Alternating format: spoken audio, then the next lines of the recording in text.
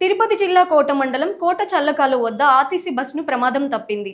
వాగాడు డిపోకు చెందిన కోట నాయుడుపేట సర్వీస్ నాయుడుపేట నుంచి కోటకు వస్తున్న క్రమంలో కోట చల్లకాలు వద్ద వచ్చేసరికి ఎదురుగా వచ్చిన ఆటోను తప్పించబోయిన బస్సు డ్రైవర్ బస్సును రోడ్డు మార్జిన్ దించాడు.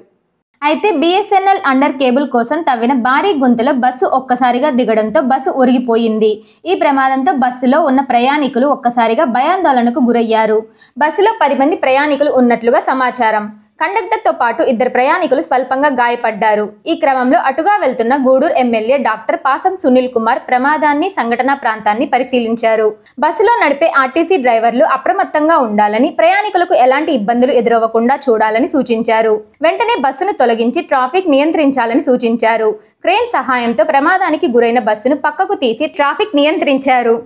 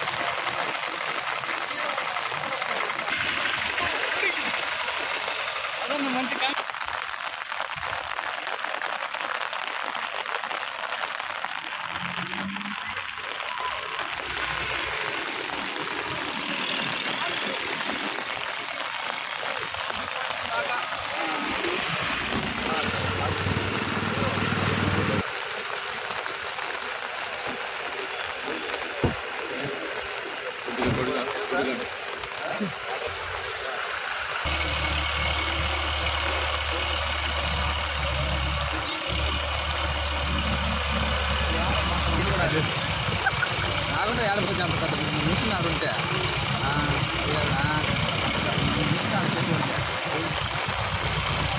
ఎక్కి పక్కన పెడతారు.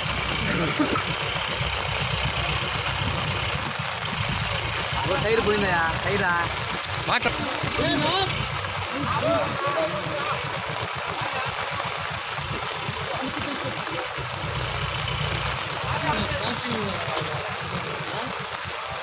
ఆటో